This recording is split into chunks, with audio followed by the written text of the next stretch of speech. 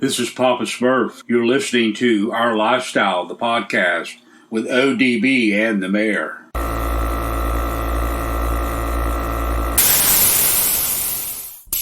Yo, it's ODB. This is Our Lifestyle podcast. We're getting ready to jump into the fresh episode, and we want to thank our title sponsors, which includes Custom Car Show Productions. They have 3 key events every year. Orange Beach Invasion every March in Orange Beach, Alabama. Scraping the Coast every June in Biloxi. And Bayou Showdown, which is every November in Slidell, Louisiana. We also want to thank Mini Truck Showdown Family, which includes their event, their flagship event, the first weekend in June 2022 in Las Vegas, Mini Truck Showdown. You can go on Facebook or Instagram for more information. They also have Kern County Showdown, which is going to be in Bakersfield, California, the first weekend in February 2022. Thank you so much. Support those that support the scene, and on to the episode.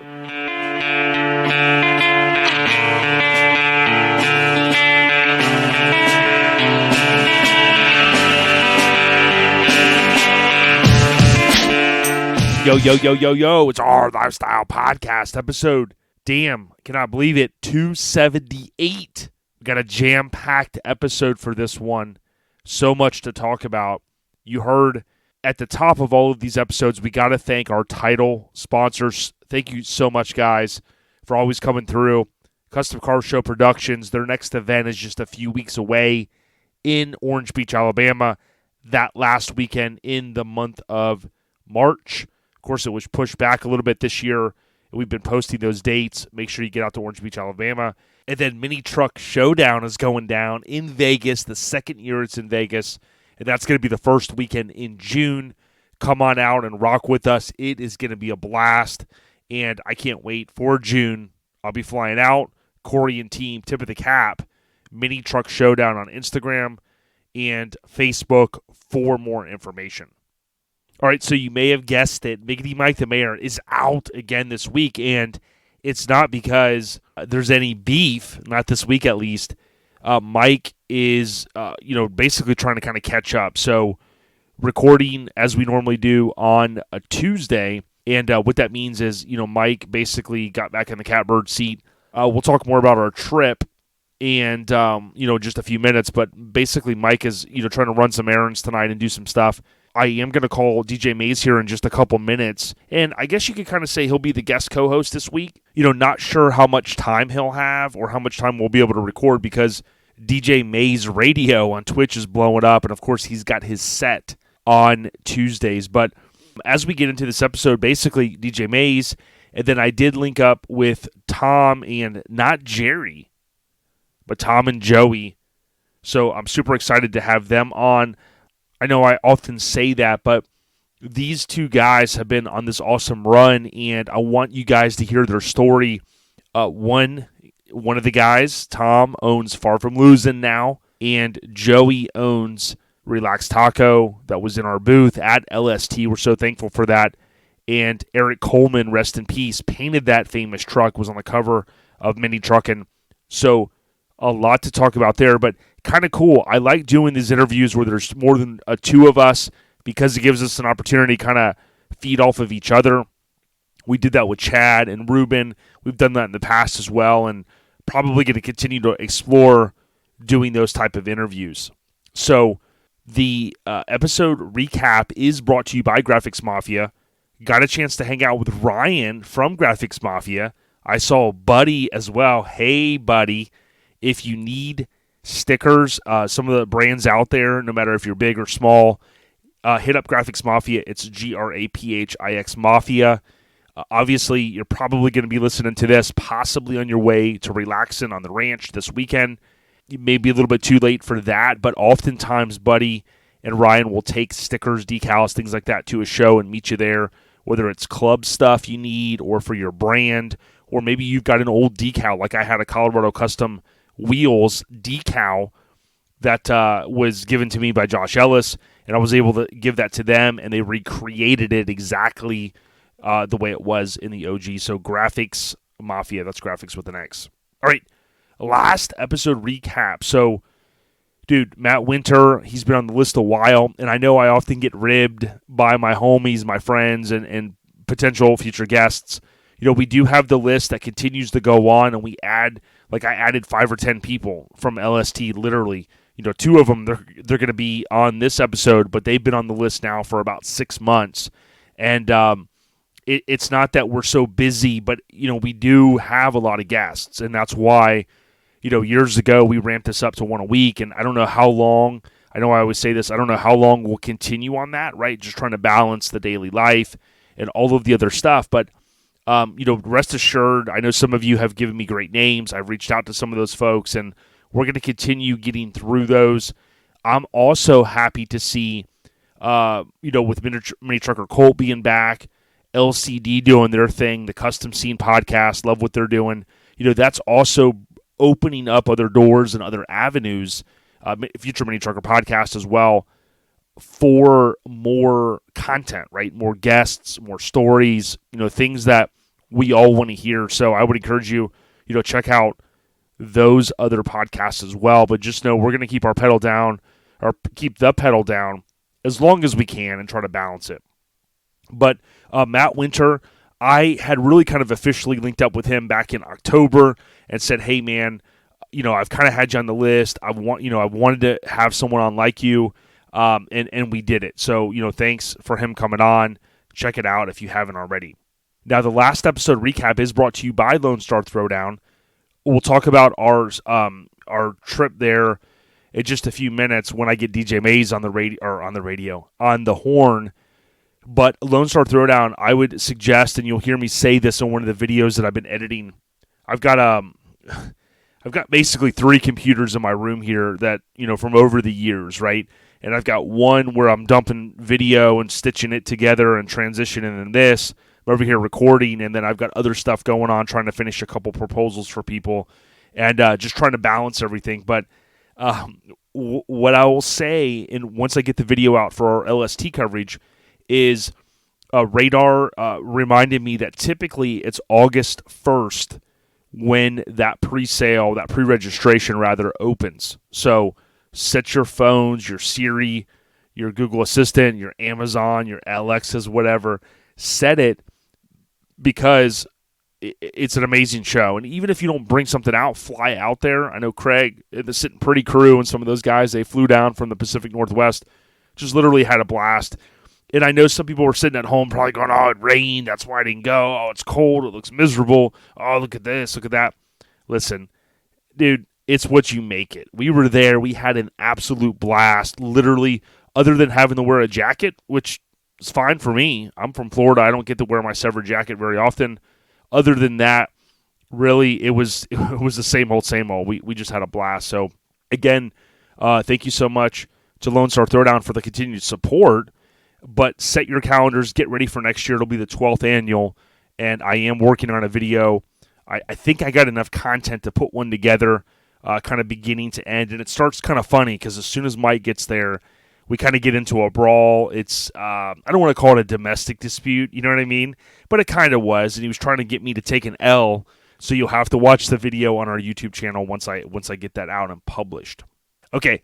Next, the general update. So before I get DJ Mays on the radio, from a general update perspective, literally, it was so nice to be able to go to LST because I had kind of like a half-day work from the road Thursday. Friday I was off.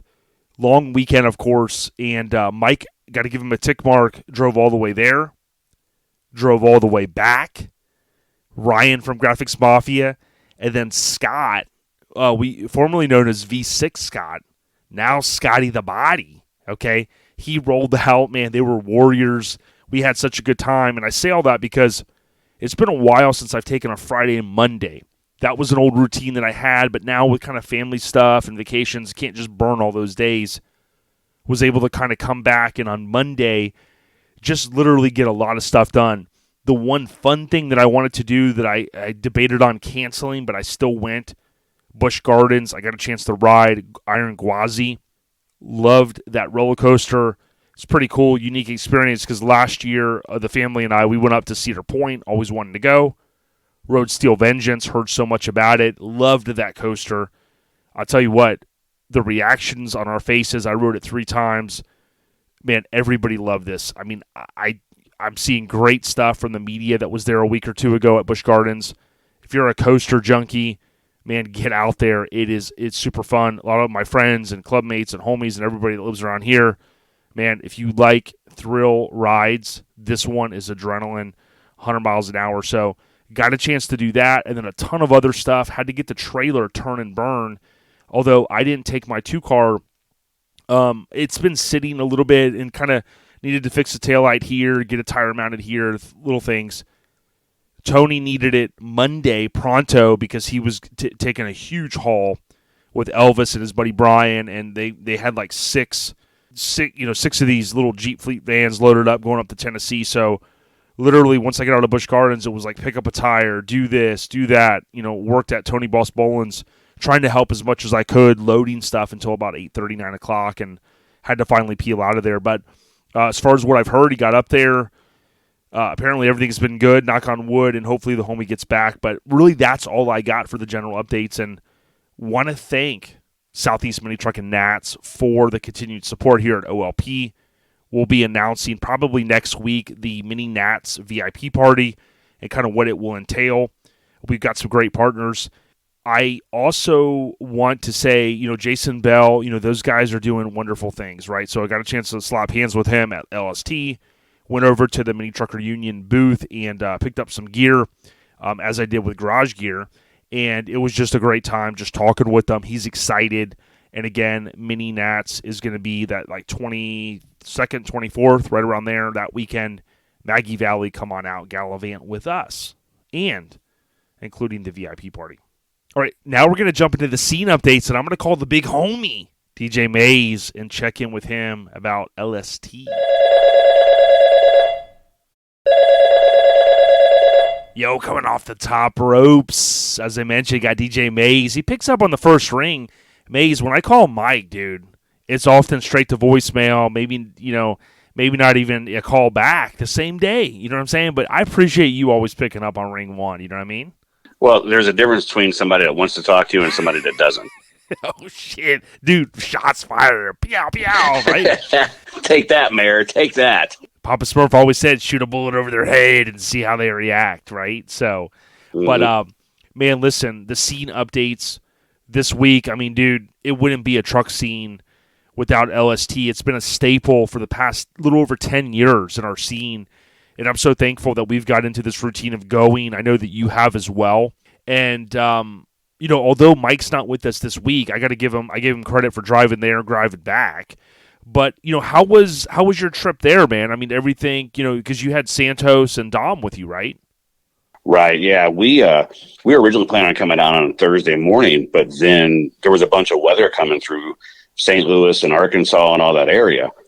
So we decided to leave Wednesday night. So we waited till it stopped right by us, and then we headed on down through Arkansas. And apparently Arkansas people either aren't used to snow or just the road crews are like, hey, we don't need to worry about bridges, because we hit several bridges that were like solid sheets of ice and almost died. So, yeah, Yeah, that Goody Mob song, Slicker Than Black Ice, you know what I mean? So it's no joke, though. Oh, yeah. It's no joke. But for us, Mike picked me up, and I'm working on it, editing a video. And I tend to start these videos, and then I don't get enough, going there at the show and then coming home. But I think this time I got enough. But Mike pulls up to the house, and it's a little bit smaller transit van. And I don't want to give away the whole thing, but it was kind of like a domestic dispute for a minute in the front yard, because he was like, yo, you can't bring this scooter. You can't bring – dude, he goes, this whole dust cloud, this whole pig pen deal, he goes, bro, I'm either leaving with you or without you. Leave your shit. So we got into a little bit of a tussle, and I was hoping Hank was there, because I knew Hank would have swung on his ass. You know what I mean? Well, see, now you got to be careful, though, because – Hank's had enough issues. I mean, he's still on Proby up here in St. Louis. Yeah. So, him even going back to Oregon and then headed to Texas, for LST, probably pushing it. I don't know if he got a hold of the probation officer or not. Yeah. So he'd have gone to Florida and then, got in a scuffle with you guys, and then. Yeah. Well, he had, I don't know, what was was it a Mad Max where some guy had to do something with a hacksaw? He had, he basically had a hacksaw and he cut off his ankle monitor. So that's how apparently he was able to kind of skip town, and his PO had no clue. So right, yeah. Now, you guys, keep me honest, you partook in the whole shenanigans. Did you guys end up staying with Ron and the whole crew? I know, all the guys got together, Yeah, no, we didn't end up staying at the lake house with Ron. That was Jizz off from Mini Garage and a bunch of other guys that all stayed with him over there. We stayed only like 3 miles. Well, we were only like 4 miles from you guys. Oh, that's right. Yep. So we were only like 3 miles from the show. So it was easy for us to go back and forth when we needed to. But I think that lake house Ron had, I think, was like 30 minutes away. So it was a little ways away. Yeah, and Rich also from the Pacific Northwest came down. You got a chance to, I think, meet him and, Layin 720 on Instagram. Yep. And he's a good dude. He's the guy, LAYN 720. Made a Hot Wheels for me back in the day. He still does it, and I love the stuff that he does. But it was cool because the show, I mean, listen, if you just took a minute and you started thinking about what all the people at home were like, yeah, man, that's exactly why I didn't go. I mean, the weather was going to be bad, and it was just horrible, and it was cold. I mean, if you really think about it, dude, other than us having our jackets on, which for me is kind of cool, we didn't, other than the cold, right? I mean, it was the same old shenanigans. We had a great time. We saw badass rides, and RA went, hard in the paint. Yeah, I honestly, last year was the first year I got to go, being the 10-year anniversary and the 30th anniversary for RA. So it was really cool to go last year for the first time, and I knew it was going to become a new staple show. And I knew once I actually made it, I was always going to go. So this year was just as much shenanigans and just as much fun as last year. Sure, it was a little cold. Saturday was very wet. But you know what? I'll take cold and wet at a truck show any day over being at work. Yeah. Period. Over being at work, or I even say swamp his ass, you know what I mean? Because I'd rather be cooler. Like, who would rather say, hey, I would rather the AC be off and sweat my balls, or, have the AC on full blast, you know what I mean? And that's what I kind of felt. I mean, the AC was on blast, let's be honest. Oh, it was on blast, all right. We're talking to DJ Mays, of course, DJ Mays Radio on Twitch. Highly encourage everyone to download Twitch. You'll get a notification when he goes live, and you'll be going live here in just a little bit with your set. But when you think about, ST represented really strong, NC went hard in the paint, RA, Acro, and then no regrets. I mean, these some of the staple clubs were really going hard out there. When you got a chance to gallivant around a little bit, what, any one or two rides that really stuck out that you were like, hey, thumbs up, I'm glad I got a chance to see them? There was the orange Silverado that was in the Fat Fabs booth. Something about that color stood out to me. Of course, I mean, the Denali in the Escalade was expected to be an oh my God kind of thing.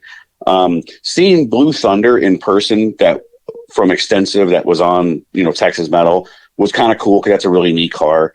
But there was, I mean, when you went into that indoor area, like where Eddie Gordy was and the Hot Wheels Blazer and a bunch of other stuff, there was some badass shit in there. And it was, I mean, these guys really brought it this year. So I'm glad I was not a judge at this show. Yeah. Because the average lifted truck there was $100,000. And when you get into some of those C10s, like that one that was sitting in front of us on the main row there, from Alamo Customs, that thing was just ridiculous. Yeah, that's Robert's truck from Alamo Customs. Great guy. Mm-hmm. And you're right, dude. I think he won Best Interior. I mean, just insane.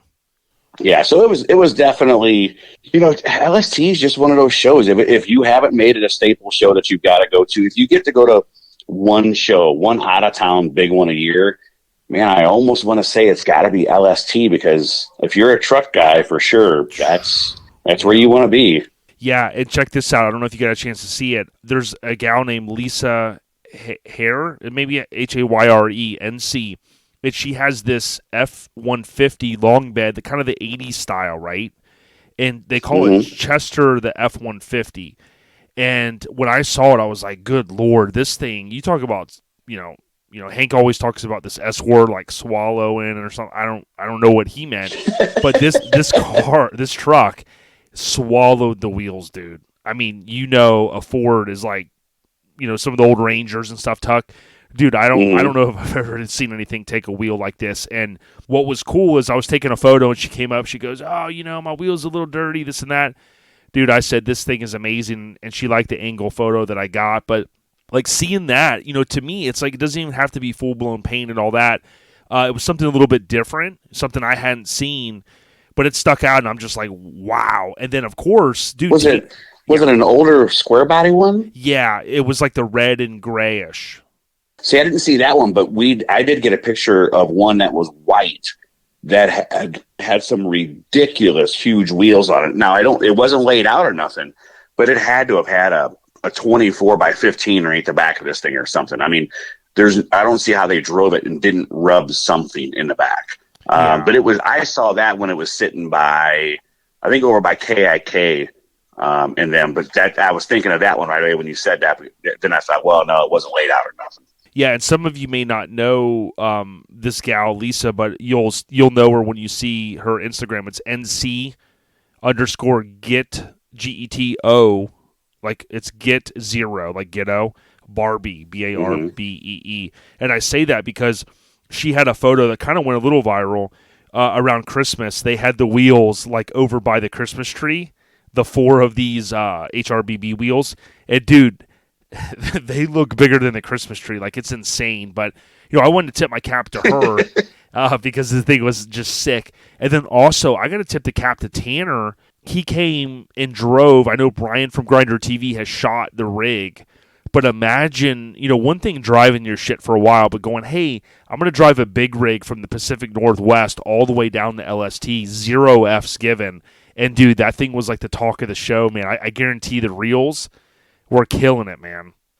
Oh, and then it got worse when he decided to let Hank ride with him. Yep. I got a photo. I got evidence. It all went downhill after that. It was over. I'm surprised Houston PD wasn't all over that kind of thing. Yeah. But yeah, because Hank will try to grab the wheel for a little bit. Yeah, Hank will try to drive, and they kind of go, "Hey, man, we don't know what you've been having going down, some barbiturates, and I don't even know what some of those words mean, but he's a crazy animal." But like to your point, well, even worse, he's rolling. He's still got the hammered cup in his hand, and I don't know what was in the cup. Right?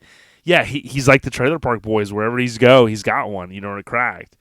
But the other aspect was, to me, although, again, the weather and Radar, Lonnie, Jared, the whole team, you guys throw a show, you can't control the weather, right? So to me, it's like, hey, if you could still go. Now, listen, there were people that couldn't make it in because apparently Dallas Airport had hiccups, folks, dust storms, I heard in one state and all this. Hey, I totally get it. I mean, some people, you end up having to turn around. Safety is first. Don't get me wrong, but don't let this discourage you. Some people go, "Oh, it rains every year." Dude, last year was beautiful at the show. So, don't judge a show by the show coverage online, right, that you're seeing on Instagram. Although it may have been not the best weather, dude, it was a freaking blast. Well, Lonnie said it best in his wrap-up post from the week, I should say, because they're out there for, many days long before we ever get there. And he said it best. He said, we've got a love-hate relationship with Mother Nature on this show. I mean, one year last year, it was 80 and gorgeous. We're wearing shorts, having a good time, drinking brews and chopping it up. This year, we're doing fist bumps because we're afraid to take our hands out of our hoodies and, got hoods on and extra coats and everything else and a bunch of rain, but it didn't matter. We still had the same fun. So I don't care what show it is. Don't let weather interrupt you getting out with the crew and having a good time. That's just silly because we had a blast this week. Yeah, and there's some trucks, like even Alamo, he had left his kind of uncovered for a while, and then eventually it's like, all right, got to put the windows up, close the hood, maybe throw a cover on it. You could argue and say, well, that's the one aspect I didn't get to see everything, but listen, I hit the pavement hard on a Friday and did a lot of coverage, and then when Saturday came, I wasn't really stressed because I was like, man, I got about 70, 80, 90% of it.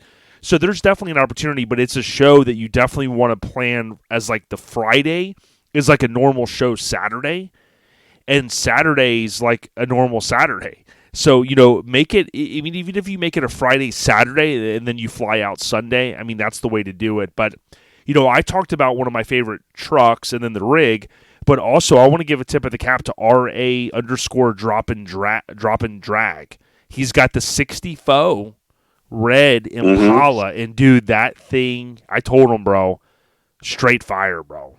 Yeah, total OG. When I went walking through the RA camp there, and I come walking up on that, I was like, man, this is straight SoCal. I'm looking for Dre or Cube or somebody kind of thing. But that thing was badass. Hell yeah, man. Well, listen, I don't want to take much of your time. We talked a little bit about LST, but listen, God, what is it? We just hit March 1st, right? So I know in your head you started clicking away. We're about 2.5 months out. Now, this weekend, we're going to relax it on the ranch. So I didn't want to confuse people last weekend talking about, we don't relax a lot unless we're at a relaxing show. So in about 2.5 months, talk to us. Give us a quick elevator pitch. I know the show has changed venues, but Relaxin' in the Park St. Louis, also known as basically Relaxin' in the Park, that show is on and popping. What are the latest updates? We moved the show to Festus, Missouri, which is about 30 minutes south of where it was. The best part about this is the city isn't embracing us. The city wants us there and is being an active part in it and helping us by contributing and being a part of the show. So I think we found a new home. We really have geared everything exactly the same way as it always has been. We still have Airlift on as a sponsor. We've added TIS and Dropstar wheels, the official wheels. Versa Tires, the official tire. We have really focused on that variety. We still love our air ride and our lower trucks, but lifted trucks are popular right now. So we had no problem adding some of those. And we met so many good people at LST that already knew about the show and we're already talking about attending, which means the truck scene is crossing over between the two. It's no longer, we don't want to be around those guys kind of thing. So it's kind of nice to be able to add that aspect. Hotels, all the hotel information is up on the website, relaxinginthepark.com. The pre-registration is up on there. We will keep that open until May 1st, I think, or May 2nd, something like that. I think we're just over 160 right now pre-registered. So, people are, it'll be that last minute, oh my God, I got to hurry up and register thing, I'm sure, right after mini nats kind of deal. So, but yeah, we're on par to have the biggest show ever. Pre-orders up for the shirts. If you want to catch those, go to asphaltarmy.com and you can catch the shirts and the banners on there. They will stay up till March 25th and then they'll come down. And then you just got to, if you didn't get one, you have to get one at the show kind of thing. But $40 to register, whether you show up the day of or pre-reg. And things are just rolling really kind of smooth. We've got all the sponsor stuff figured out, and it's kind of smooth sailing. Once you kind of establish your feet and you get rolling, it's not too bad. Yep. Yeah, Relaxin' in the Park. So you got the Relaxin' with the IN and then another IN, thepark.com. As Jason's talking about, DJ Mays, you can find more information on the website. I always give you a fist bump and say, fantastic work there. It looks good. The best way that I'm going to remember the city is Festus, Festus, but I'm thinking Festivus for the rest of us, right? For the Seinfeld fans. There you go. Car, bikes, and trucks, Relaxin' in the Park St. Louis 2022. Thank you for coming at the OLP booth. You slapped hands with a lot of folks. You gave out a lot of stickers, right? So that's not something you had to do, but it was something that you guys have been doing. You've been hitting the pavement hard. One quick question to tie in. It had to have been relaxing for you a little bit, pun intended, to be at LST and not have to worry about, you were able to go there and have fun, right? And we see you on stage so often and giving back through Twitch. You just had to have had a blast with Santos and, dude, let's Diggity Dom and just the whole crew, brother. Yeah, it's always good. LST and then Camp and Drag that comes up in July are about the only two that I'm going to this year that I just get to hang out and just enjoy things and see everybody and goof off and whatever. So, it's a busy schedule. But I tell everybody I'm blessed. I'm fortunate. I'm the most humble person you will find when it comes to knowing I have the greatest job in the world. I get to go to shows, hang out with all my buddies, play some music, and look at badass vehicles all weekend. And then I drive back home. So while it's work, it's still a good time because it's all the things that I enjoy wrapped into one. And then, of course, my ride or die sidekick Dom is with me 24/7. Yep. So it's, while while sure, you might see me on stage a lot of times and not necessarily seeming like I'm having as much fun necessarily because I'm working, so to speak. I'm still having a blast because I know I'm entertaining people and I know everybody's having a good time. And again, it's so nice to know that I have that opportunity. And you don't know how long opportunities like this last. So I just take advantage of it best I can. Gives me a chance to meet as many people as possible. So, weekends like this past weekend was cool, but it's not greatly different than when I've actually got a DJ the show. Yeah, like Nipsey said, you see me out of town, but I'm not on vacation. You know what I mean? R.I.P. to Nip. Mm-hmm. But it's that hustle, and I always encourage people, find your footing in what you like to do. Like, I'm not a fabricator. I'm not there's a lot of things that I'm not. But there's things that I do like enjoying, just like you. Now, what's ironic is I'm also going to say this. I'm not a DJ, but I love music. So relaxing on the ranch, they gave me a unique opportunity last year to say, hey, you want to put your DJ skills to set? And I said, well, look, I don't have any crossfading skills. You know what I mean? I can't get up there and go, but I get to play music. And, I always think of you because you do such a great thing and you love music and we connect so often when we talk about Too Short and some of our favorite artists. But, to me, it's been great from a brother to a brother just seeing you prosper in the scene and find your niche and what you like to do. But, oh, by the way, you're always out there promoting relaxing in the park with your fellow clubmates there in the Missouri area.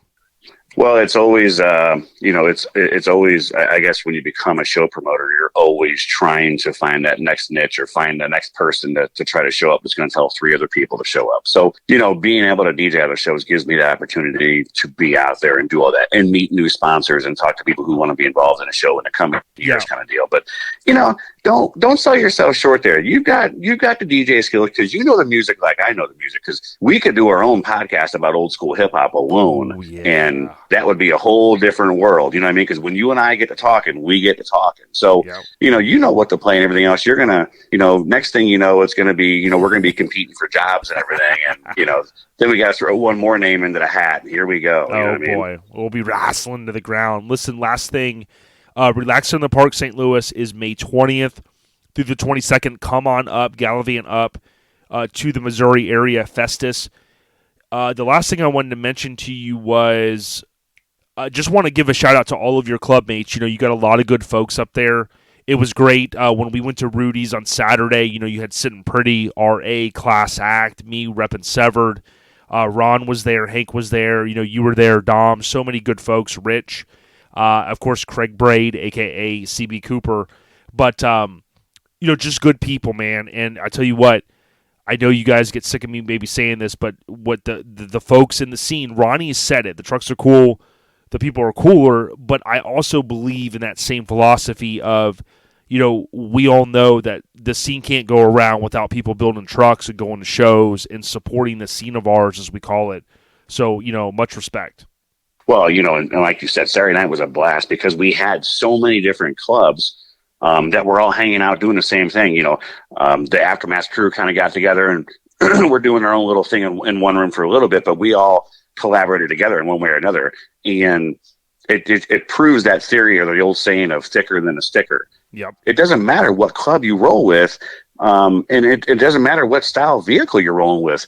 Custom is custom, and we should all get along and we should all do the same thing and, just stay humble with each other because just because you've got the badass ride right now, you may not have the badass ride come next year kind of thing. So, the more we, all hang out and are become one, even though we're in different clubs, it just makes the whole scene that much better. Yeah, 100%. And like my Severed fam, they had a couple things planned that just with me staying at the booth, I mean, you guys ended up going to Rudy's on Saturday even earlier to beat the rush, and then we got there a little later, but it all kind of worked out. So, that's one thing, like even KIK over there hustling, everybody's kind of got their own little thing, Severed Joe with C10 Vatos.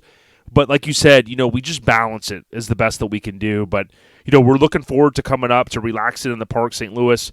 It's Relaxing in the Park, technically, so I'm going to drop the St. Louis, but relaxinginthepark.com. I know Asphalt Army has been a big contributor, so thanks to him for what he does there. But, Jay, anything else you got for us?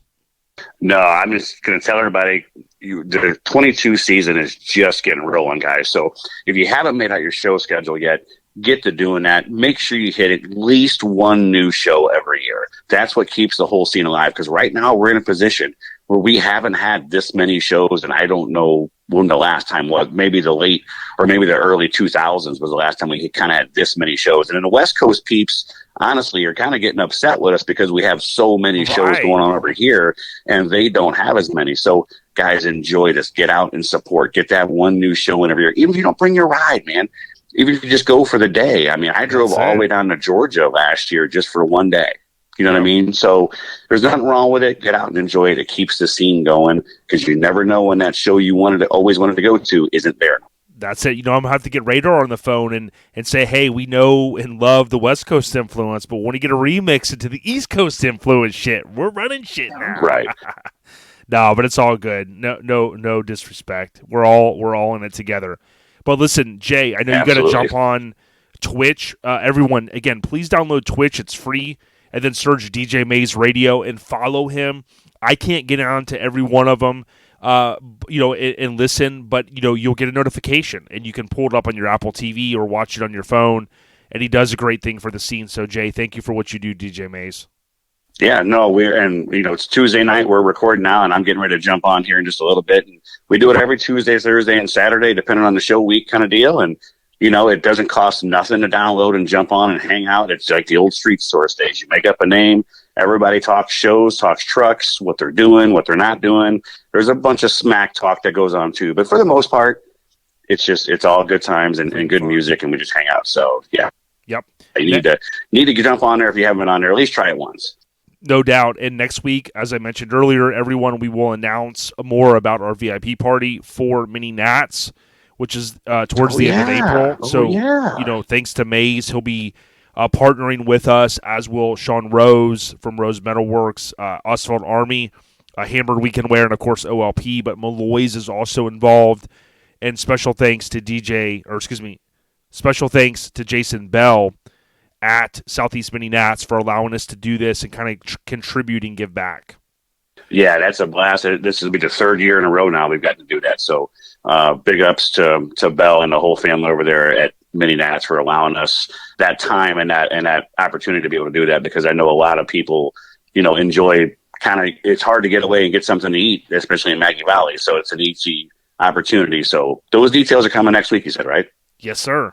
Thank you so much. Sure, Yep. Because I don't know all the details yet. So yeah, exactly. We're making shit up as we go. I mean, let's be honest. But in all seriousness, dude, have a good set tonight. We'll talk soon and stay on the rise and keep it legal, not illegal. Absolutely. We'll catch you guys later. Yo, so thanks, DJ Mays, for coming on. Man, it was a blast. I just want to talk a little bit more about LST and kind of wrap things up. And I am going to see if I can link up with Lauren to talk a little bit about Orange Beach Invasion, which, again, is coming at the end of this month. The show was pushed back from last year, so that's where it fell at the end of March 2022 this year. But, Mays and I, he had his set that he had to jump into, so didn't get a chance to really kind of cover everything from Lone Star. But I'll do my best to kind of go through some more of the items. Now, I posted part 1 of the video. I was able to finish that kind of midweek. And if you go out on Our Lifestyle Podcast YouTube channel, you can watch it. It's about 15 to 20 minutes. It was a lot of fun. Mike getting into the house, us gallivanting across, 2 guys riding in the back of the caged van. There's a lot of fun that we had making that. So go if you can and check it out. Give us a subscription or subscribe, if you will, on YouTube, and that definitely helps us out. But one thing I did was I posted a bunch of photos on the way home from LST, and it's on my personal Facebook page. And the reason why I did that is I wanted to kind of curate everything there. And of course, with Mike driving, right? He got the tick mark.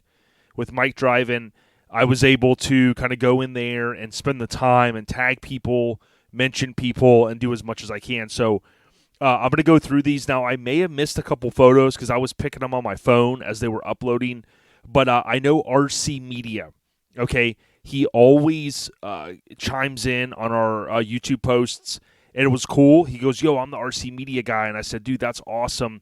So I always love linking up with people there, and it's Richard, I believe. So really good dude. He was out there and slapped hands with him. Rich was there from the Pacific Northwest. Again, he's the LAYN720. He makes custom die casts. I know Sergio and from Severed came by, as well as some of my other Severed brothers and sisters. There was another dude, and it was Brandon. He came by, and not only did he come by with his gal, man, they were super cool. It's Brandon Krogan, I believe it is how you say it. Super cool dude. What I appreciated about him coming by is we slapped hands. Well, the next day, I think it was Saturday, man, I was pretty hungry, getting into past lunchtime, and he goes, "Yo, we're gonna bolt out." I was like, "All right, cool, man. It was nice meeting you." The big homie throws. He goes, "Yo, I'm slinging some Buc-ee's tacos." He goes, "I got a breakfast burrito deal still with me right here in my bag, and it's fresh from this morning." And he had brought it, to the show, thinking, "Hey, man, he might get hungry." So he hooked me up, and that's much appreciated. He's on Instagram as CROGY785. So, thanks again, you and your gal coming by. They gallivanted in from, is it Idaho or Iowa? But it was so cool. Again, there's people from all over. I know Jesse came by, as well as his dad from Cali, Severed, Chris Stafford, Cody Reynolds, one of the big homies. Last saw him, I think, at Mini Nats last year. I got a chance to talk with John Pina, I believe is how you pronounce it. He's got the 73 Travel All, so good dude. Chris with the Forerunner, that was amazing. And a lot of good people had came by as well. I know a lot of other people, Shane Evans and kind of some of his crew came by. He's Dragon Bottom on Instagram, DRAGGIN Bottom. That was super cool. Got a chance to ride around with Radar a little bit at the event, and it was cool because, he took me out and kind of showed me where the main registration is and things like that. And we just chatted about, some of the challenges with doing a show, but all of the great things, of course. So, shout out to the big homie Todd Radar Hendricks, again, one of the owners of the show. Scotty the Body, and formerly known as V6 Scott, and of course Ryan from Graphics Mafia. It was cool hanging with him. Nick Dog he came by, and he's a really cool dude. Met him from Dallas, and man, he chopped it up. He helped us in the booth, and we nicknamed him Nick Dog.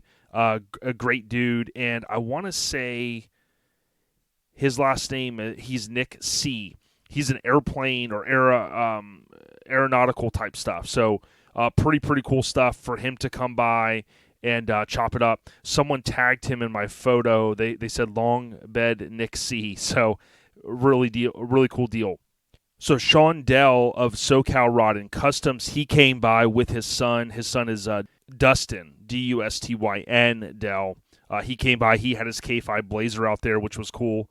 Their homie John came by, and he had a Cal Concepts painted extended cab Chevy back in the day. It was on the cover of Sport Truck when they were on the racetrack cruising around. Travis Noack's behind them.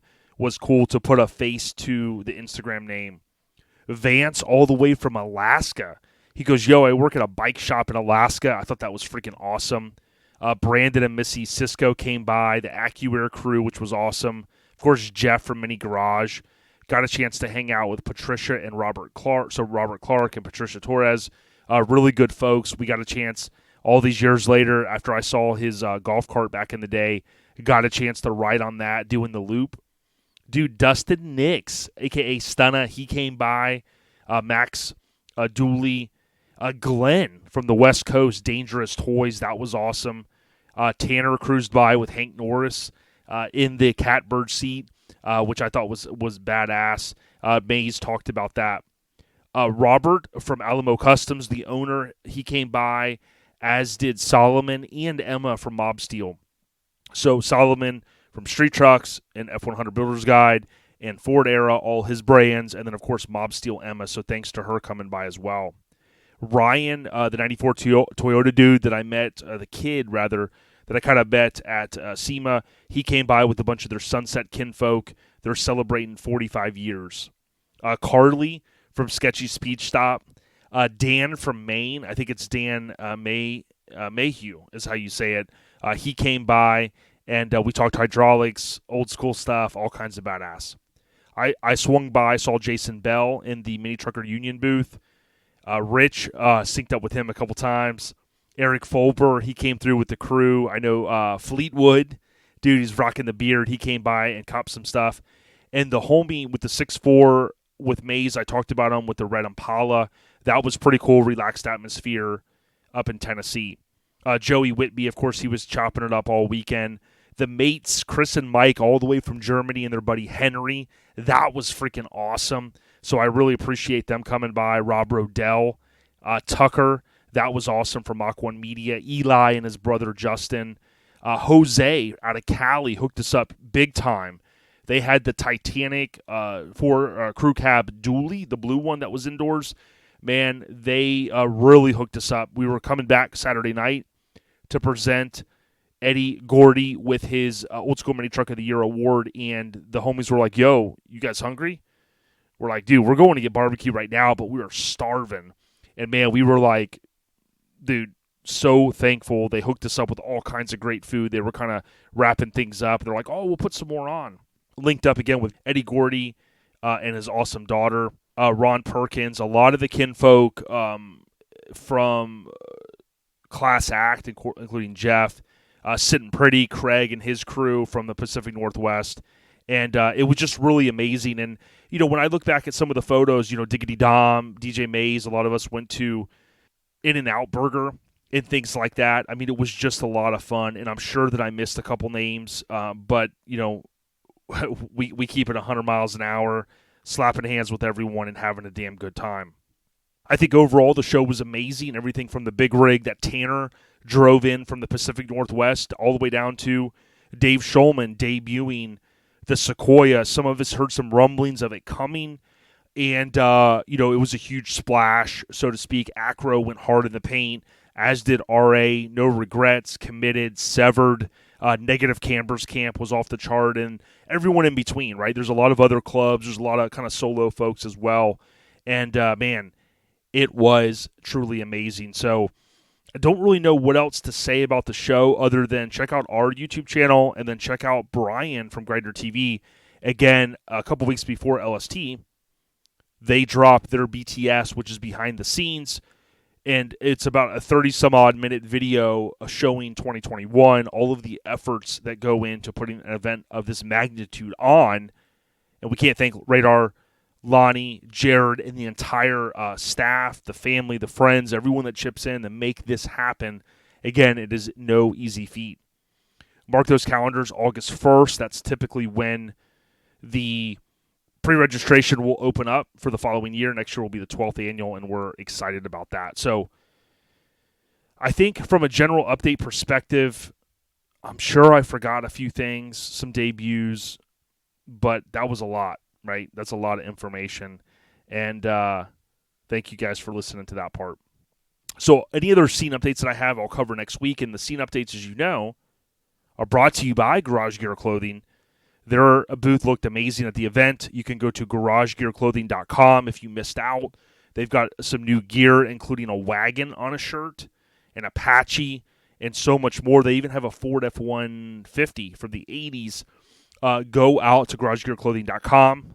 The number one thing you need to know is it's free shipping in the U.S. All right, now we transition into the key show updates. For the remainder of kind of the next few weeks, we're just going to kind of focus on what's in scope or what are some of our key partners. And what I would tell you is after OBI, the following weekend, we're going to be in the Panhandle, right? So the Mullet Festival grounds for Sparks in the Park. So the Decorvers, they put on a lot of amazing shows.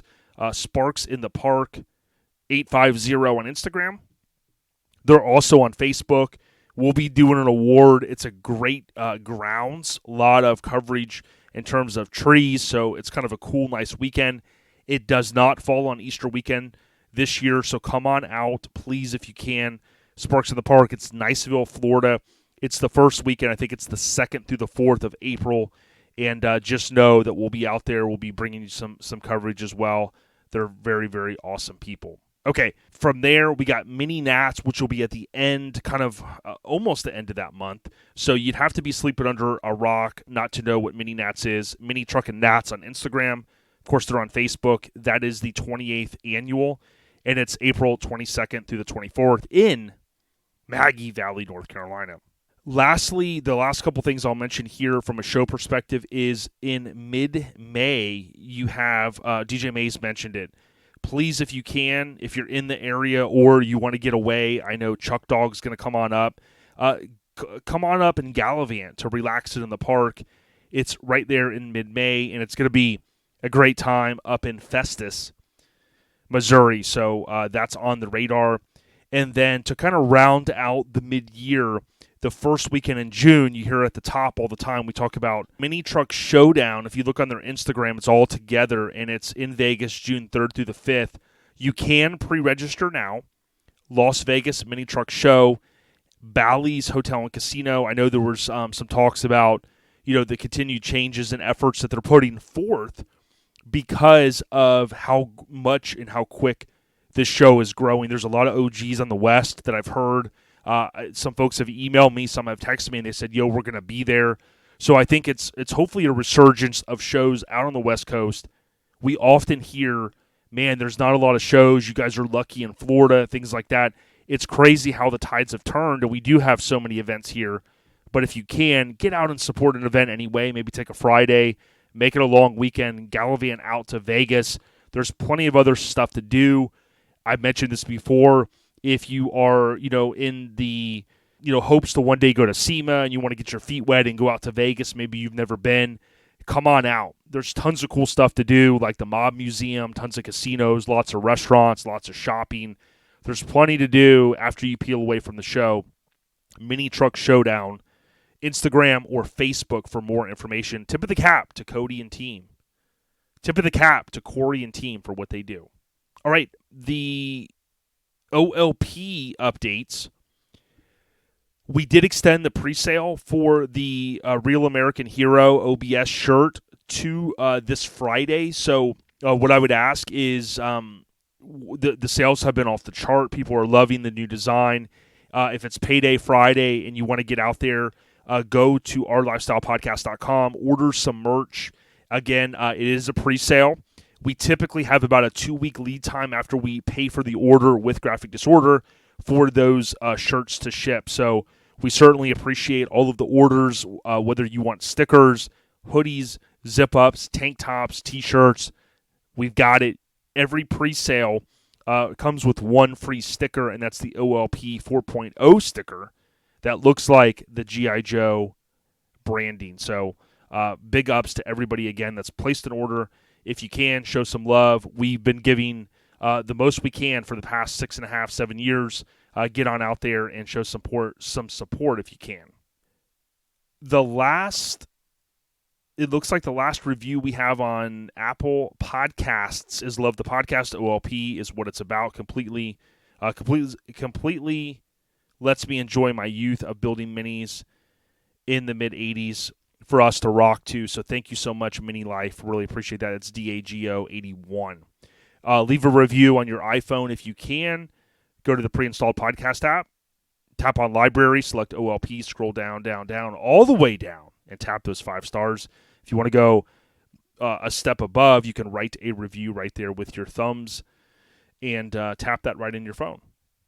OLP updates brought to you by Joey at Get Decked. We sold out of every skate deck we had at LST. I know LST sold out as well. If you're a show promoter, maybe you're a small brand, maybe you're someone that wants to put together some awards for your show. Look up Joey Dilworth, just how it sounds. Get Decked on Instagram or Facebook. Send him a DM, and Joey always says it goes down in the DM. I want to send a little prayer out to Joey's family. I believe his grandmother passed away. He still made the trek to Lone Star. He had to peel out of town. We wish you all the best in the difficult times, brother. A couple quick Airhead Nation updates, and then we're going to cut away to Joey and Tom, or Tom and Joey show. Rory Griffith had posted "Bittersweet Day in My Life. The Fab Lab has been a dream," and he basically kind of goes on. Rory, ST Rory, as we all know him, he goes on to say that the Fab Lab in Vegas has been sold, so he's going to be handing over the keys to the new owner. Michelle, so Matt's better half from Florida, so excited for them. They're going to have something special this coming weekend, I believe, at Relax It on the Ranch. But Michelle and Matt, she had posted, she's bragging about her man, Matt Middleton, and love hanging out with them. They're always good, fun, and we just always have a very nice time. We're very funny. Ha, ha, ha. Lastly, Paul, he says, she is here. Everyone welcome Elaine Rose. My granddaughter is going to be one spoiled baby. So big ups to Paul. And Paul has 4x4 No Mo in the Isuzu Space Cab from Idaho. He peels more skins. No, she peels more skins than Idaho potato, right? Like Biggie said. But, dude, big ups to the fam. All of you guys out there, again, may not have mentioned everybody's name that we slapped hands with or hung out with. But I tell you what, LST was one for the record books. I'll be back next year. Take a Friday, take a Monday if I can, and I will not miss it. We'll gallivant out. Even if you fly in, you'll have a good time. So, with that being said, enjoy this audio with Joey and Tom, the Tom and Joey Show. Stay on the rise, and we'll hit you guys next week, hopefully, with another new episode on Friday. OLP, we at ya. Peace.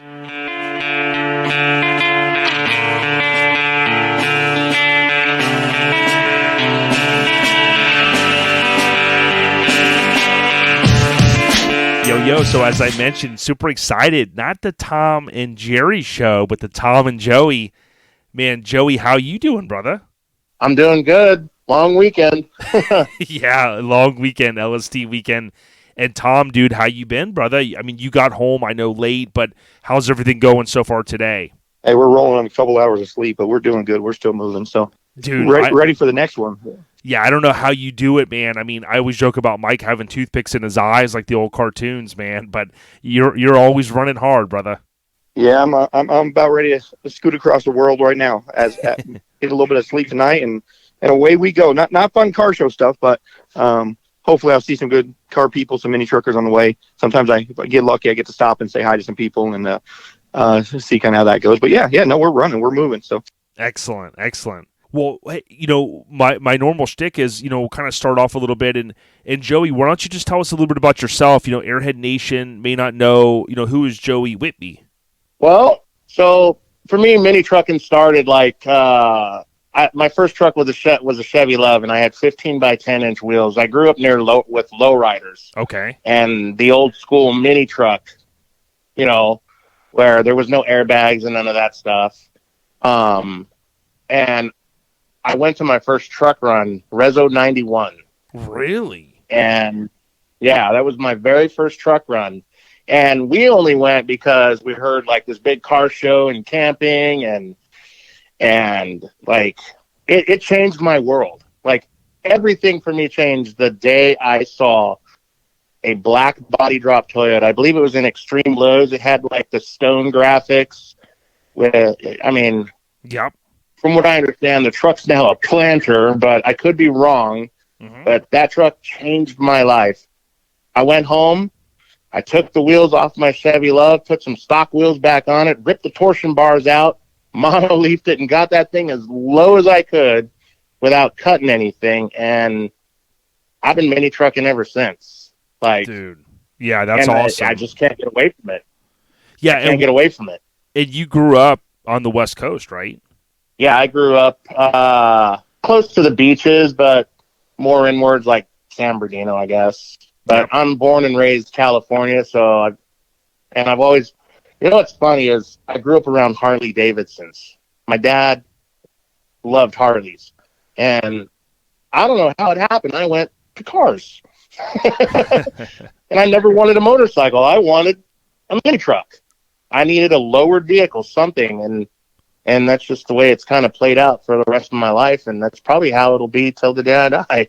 Yeah, were you into, like, from that era, right? We're similar in age. Like, do you remember the early days, like when skateboarding blew up, right? I mean, 70s into the 80s, but many of us remember the 80s. But do you remember the bike craze and all that stuff, or were you a part of any of that? Well, just like pretty much every single mini trucker, I was a BMX racer. Nice. I rode BMX. I rode skateboards. I used to race BMX. Like, I found an old video my dad recorded of me when I used to race, and I was like, man, I was skinny. Yeah. The old days, man. I know you look back to us in the 80s and stuff. It's pretty cool, man. But yeah, so I mean, you literally just enjoyed probably that whole California vibe growing up and stuff. Yeah, bodyboarding, skateboarding on the beach, BMX racing. And I think a lot of the old school mini truckers, I think we all skateboarded and rode BMX or freestyled. Yeah, because many of you us still did. see, like, now we're like in our 40s and whatnot, and now we're all trying to find those old school bikes that we used to run on, like, the GT Performers and the Haro freestyle bikes and Hutches and Diamondbacks and all that stuff. Yeah. And the money that we paid for those back then is just a fraction of what they're worth now.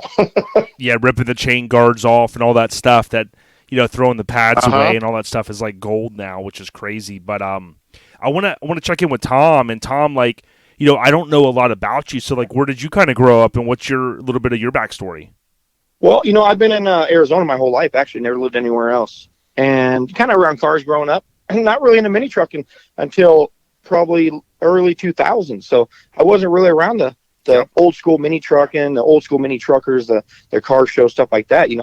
I was a BMX guy. I didn't race. I mean, we just built jumps in their backyard and Yep.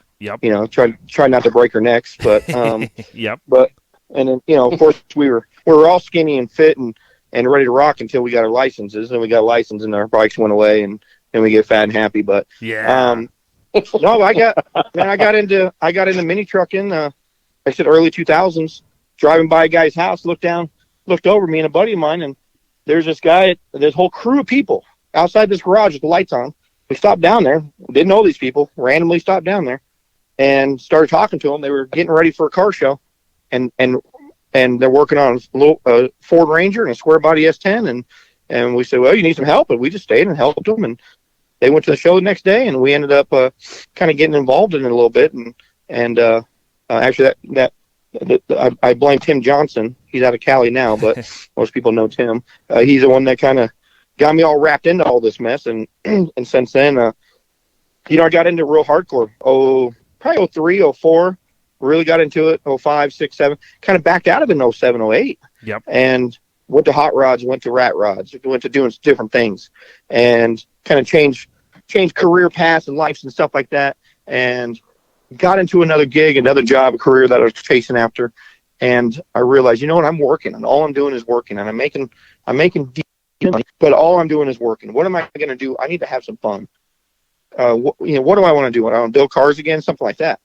Because my job at that time was taking all my time. Mm-hmm. So I said, you know what? There's not one car scene that I don't think you will have as much fun in as you do in mini trucking. Oh yeah. You don't just drop your car off at the show and walk away, or pull your chair up and sit there and stare at everybody walking by. Right. That's not what we do. Yeah, parking lot pimping, all that. Man. Staying up till 2, 3 in the morning, whether you drink or not. I mean, people are hanging out. Oh, absolutely. And I've never been much of a drinker myself, but even back in the mini truck days, I was up with the rest of them. We were all going nonstop and just having a great time. All the river runs back in the day. Rezo. I went to the last couple of Rezos. Yeah. Back in the day. Farside and all. All the big things happening back in the, like I said, the 04s, 05s, 03s. It was big. Mini trucking was at a good size at that point. So met a lot of phenomenal people back then that we all ran with, and it was great. Clubs like Freaks Nature, stuff like that, hung around those. Had our own club, Unlimited Creations. A lot of people know that one. That was the club that started Cruise to the Pines, which, let me rephrase that. Unlimited Creations started Escape to the Pines, which was a car show, and Perfect Poise, John Trevino, created Cruise to the Pines. Wow. So they would cruise up to our car show. Everybody from Phoenix would meet up, cruise to the car show, and then we'd throw the show. Oh, very cool. So I was a part of that original car club, and so that was kind of cool. So a little fun with the Cruise to the Pines. So now I do live in northern Arizona, and that's where Cruise to the Pines is still to this day.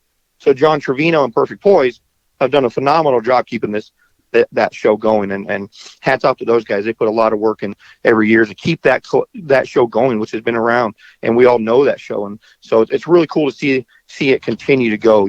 Just like a lot of the West Coast, or East Coast shows. Long terms. They branched out. I know. I want to link up with some of the homies. There's the different variations now. I think the same club, obviously, but Cruise to the Pines is, I think, even expanded out. Now they got the Pacific Northwest Cruise and stuff like that. So correct. I think it's pretty cool. Now in Arizona, I'm looking at Google Maps. Like you mentioned some of the different cities. So when are you up near? Is it Kaibab National Forest, like up in that area? I am up kind of between, if you were to say, Flagstaff and Phoenix. I'm kind of in the middle there. Yep. So yeah, got it. So kind of right there. So we get all 4 seasons, but we do get snow. We barely ever get 90 or 3-digit heat, so that's nice. It still gets warm, but not terrible. So, but we do get cold here. So yeah, when I was in Eastbound Get Down visiting, I was complaining about the cold. Yeah, because I still don't like the cold, even though I've been here 28 years in northern Arizona. I just cannot get used to this cold. I'm telling you. So I'm telling you, LST got us hard too. I'm sure we'll get into that here soon. But yeah, no, it's great. I love Arizona. I love living here. I don't see myself moving anytime really soon. But mini trucking's a little slow up in northern Arizona, so I go down and hang out with the big boys, down in Phoenix, and that's where most of the stuff is happening. Oh yeah, I saw James Cloak. He's the guy that has a level ride air suspension. So I got a question for you because I saw him post this the other day. Since you're from Arizona, have you ever stood on a corner in Winslow, Arizona? Absolutely, absolutely. Famous song, and there's actually a spot, that I think there's even a sign saying "Standing on the corner in Winslow, Arizona." Yep. Absolutely. And you come through, you hit the Grand Canyon, and you go stand on the corner. Yep. So there's multiple purposes for standing on the corner. This one is strictly because of the song and the history of Winslow, Arizona. Yeah. We won't talk about the other reasons. And Joey, I didn't get a chance. I didn't get a chance to link up with Mike this week because he's gallivanting with his different stuff, right? But I'm going to ask you Joey, it's all hinging on you. I'm going to ask you this trivia question. Okay. All right. So we just mentioned. Okay, players. Now it's time to get serious. Standing on the corner of Winslow, Arizona. Do you know what song or who sang that famous song? It's the Eagles who sang the song. Boom. And you don't want to go too hard. You want to take it easy. You want to take it easy. Look at that, dude. Yeah. You're scoring. Standing on a corner, nailed it. Winslow, Arizona. How many women you got on your mind? Sight to see. Yeah. Dude, Mike was selling mini trucks. We're going on tour, guys. Oh, dude, I'll tell you what, Jason. I'm 100 for 100 on all of your trivia questions. Dude, look at that, bro. We might have to bring you in every week because, dude, Mike's been he's been slacking. He's calling you guys out. He's calling you guys. He's saying it's too easy. Yeah, I'm not saying it's easy. I'm just old and I know the old school stuff. Yeah, so you don't. So you're all about no whammies, right? I mean, no whammies. You remember that show? No whammies. Yeah. Big money, big money, big money. No whammies. Yeah. No whammies, buddy. Dude. Well, Hank's favorite part of that song is when he's got some women on his mind, but he says somebody's trying to loosen his load. I don't, he thinks, I was trying to tell him he means like what Tom does, like with trailers and stuff, but he's like, no, it's a different meaning. So I was like, whatever. It's exactly what Hank's thinking. Yeah. Oh man. That guy, I can't hang with him. Yeah. I tried to hang with him a little at LST, and he was getting wild. He was getting wild, flopping on the floor and stuff like that. I don't know. I don't know if you were around at that. It wasn't a pretty scene, but man, that guy bounced up like he was a rubber band. Bounced up back on his feet, cup in his hand. Man, it didn't even stun him. He was ready to rock again. Yeah, it was kind of like my dad used to tell me when I was younger. They had the guy in the Olympics, Greg Louganis, and he did like a dive. He was a diver, and he like split his head open. Motherfucker went and got stitches and came back out and was diving again. I was like, damn, dude. Like, but I think Hank is kind of like the Hank Louganis. Like, he could do those kind of things. But, we'll have to get him on sometime. But, Before I throw it back over to Joey, though, so Tom, my kind of understanding when, we slap hands at a lot of shows, and it seems like we just met, but, Yes. You're no stranger, as you mentioned, to traveling, but what you do, like, you have a business that's centered around, maybe towing and or taking vehicles to different states and stuff, right? Mm-hmm. Yeah, correct. Yeah. So I own a full-blown towing company up in northern Arizona. I think I got about 9 trucks up here, and it's great. I've been blessed. It's treating me very, very well. Good. Originally, my dad's company, he wanted to retire, so he called me up. Now I'm sitting in a nice, pretty office, big window, relaxing, feet up on my desk, having a good old time. He called me. He said, "Hey, you want to come buy this company?" I said, "No." I said, "Okay." He said, "Well, what? No, I want to retire soon." I'm like, "All right, I'll come talk to you about it." So I did, and great decision. It allowed me to open up to more things and more experiences. I do, like I said, local towing, Arizona towing. I have reached out in the last year or so, and now I have been hauling, doing some state to state, cross country stuff like that. I kind of pick and choose. Yep. I usually don't do stock vehicles. Most of the time it's people call me for custom vehicles and air vehicles, stuff like that. That I understand more than just throwing it on an 18 car truck and away it goes, having a good old time bouncing around.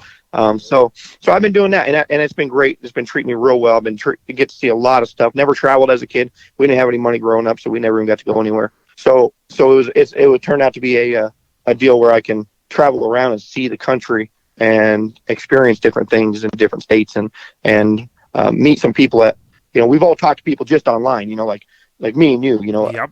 We've been able to catch each other at a couple car shows, but I've been able to see you multiple times, and the reason for that is because I get to run around and transport cars like Eastbound Get Down. I scheduled it all up so I could be in Florida while that show was coming, so I could come down, hang out with you guys, you, Mike Murray, and of course Chad Luke, hanging out, for the whole weekend, Mike Barsha and all the MC guys over there. So, and absolutely love it. So it gives me that opportunity so I can move around and do some things and see new things. So it's been fantastic. Yeah, and if someone wants to get a hold of you, I know on Instagram it's Toys, TOYS 4 Tommy. But on Facebook or business-wise, should they look up anything if they do have a custom they need to have moved? Yeah, most people can find me on the bag sites and stuff like that. Cool. Just Tom Jenkins. Tom Jenkins. So yeah, pull me up on there. You can get me on Instagram. That's fine too. Either way, they're fine. But yeah, Toys for Tommy is my Instagram. So if you guys want to need that, if that's easier, go ahead. If not, Facebook works out. I'm in and I'm posting most of the groups. So I'm always saying something dumb. So. Oh yeah. So Joey, thinking back, we kind of talked about a little bit of your history, which goes back, not trying to make you feel old, but 3 decades, man. Pretty cool stuff, right? In my book, means you've been doing it a long time. So, kind of fast forward, right? So you and I met. I'm sure you met a lot of people now because of this truck. We all know it as Relaxed Taco, painted by Eric Coleman. Rest in peace. Talk to us a little bit about the manifestation of how this deal came about. Did you see it online? Like, tell us how you found it and how you ended up acquiring this masterpiece of a truck. Okay, so in 2011, I was at the Art of Noise car show, and this truck was present. It was there, and a guy named Andy took it out and showed it off with his booth. He owns House of Sound out here in Arizona, and I was just like, man, that truck is just gorgeous. Like, too scared to even walk up to it because it was just so beautiful. Took a bunch of pictures of it and just kind of went on my way, And then a couple years ago, 2-3 years ago, I went to Andy and I said, hey, whatever happened to that graphic out Toyota that you took to the Art of Noise show? And he's like, Farmer's truck? And I was like, yeah. Oh, he still has it. I'm like, well, you think he'd sell it? And he's like, I don't know, probably. So he gave me his phone number and I hit him up. And I talked to him a little bit about it, and I had gotten into a car accident and I was going to come into a settlement. Mm-hmm. So I told Farmer, I said, hey, I got some money that's going to be coming my way. When it does, I'll hit you up and, let's talk numbers on the truck. He said, no problem. Well, after I got my settlement, I used to have a double cab. That's how actually Chad and I met, Chad Luke. Okay. was because of the double cab. I think he mentioned it on his last interview a couple weeks ago. Yep. And I'm sitting here and I got a pocket full of money, burning a hole in my pocket, calling these shops because I want to get my truck done. And everybody, because of COVID, everybody was, a year out, 2 years out, and didn't have time. I said, I'm just going to find something else. So I'm looking around and I'm looking at full sizes and import cars. And I'm like, I'm not one of them. I want a mini truck. Yep. So I was like, oh yeah, Farmer. So I reached out to Farmer and said, hey, can I come up and look at the truck and, talk with you about it? My favorite part of going up there to see the truck, I drove up his long driveway and I had my son with me. And my son, he's following suit. He's a mini trucker just like his dad. And, I believe you met him, Tyler. Mm-hmm. You remember meeting him at Scraping the Coast? Yep. I round the corner, and there's the truck in all its glory, laid out, doors open, hood open, and my son's jaw just dropped. He's like, wow. He goes, Dad, what are you doing with that? I said, well, if we're lucky enough, we're taking it home. Hell yeah. I talked numbers with him, and 2 days later, I'm the owner of Relax Taco. Yeah, so we're talking the last couple years. Roughly, was it like 2020 or when you picked it up, or 2021? I bought it right when COVID started. So yeah, what did that? February, March of right 2020, when it 20, I guess, yeah. Yeah. And I'm like, I don't know why I bought this truck. It's not like I can take it anywhere. There's no car shows. Right. Yeah, so you basically acquire, it was Jason Friedman, right? He also known as Farmer. Correct. June 2007 cover truck, right? So we all know it as Relax Taco. Rest in peace, as I said, Eric Coleman, who painted this masterpiece. The truck, oftentimes when you either get one of two things, you either get a truck that's haggard, that's been, not taken care of, or I think in your case, you get a truck that maybe had sat a little while, right? But keep me honest, it was in overall good condition. A few little things you got to do, but what was the condition of it? The truck was, 20 years, it's been driven. It's sustained a lot of damage, mostly through a trailer from rocks flying up on the trailer. Mm-hmm. I mean, even this day when I trailer it, it still gets a rock chip just from the stupid trailer. Mm-hmm. Overall, the truck was, on a scale of 1 to 10, it was probably a 9. Yeah. So, Wow. it was in great condition. And, to be honest with you, I did not know much history on this truck. Mm-hmm.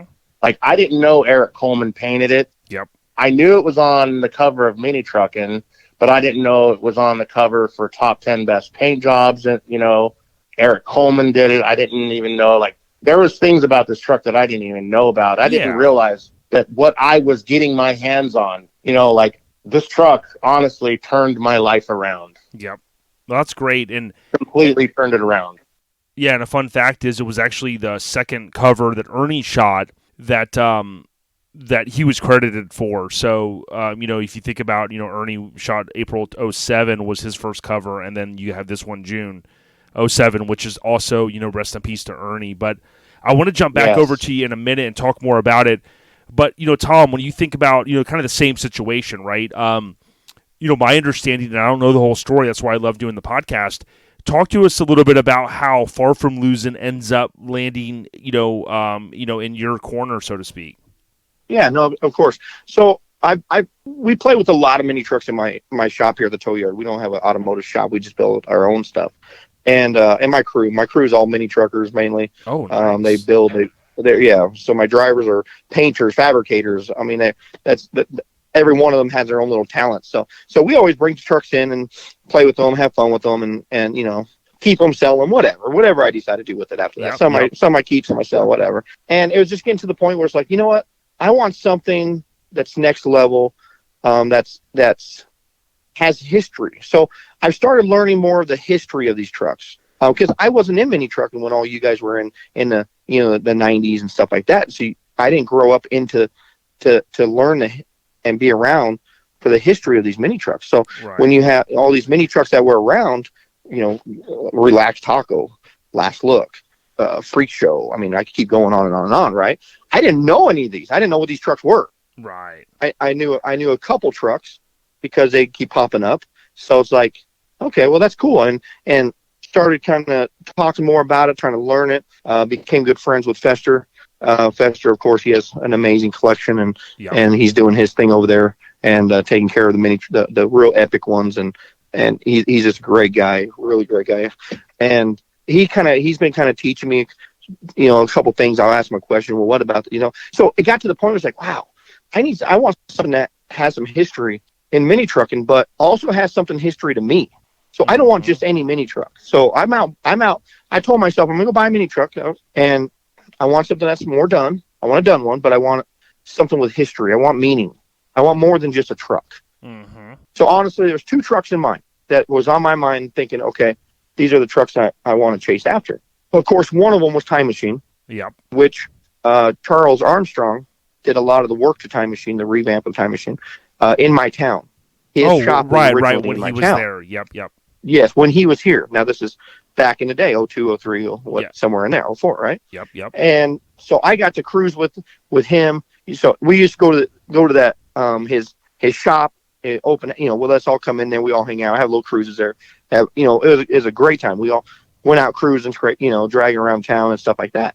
And so that one kind of hit me as one that had some personal connection to. Mm-hmm.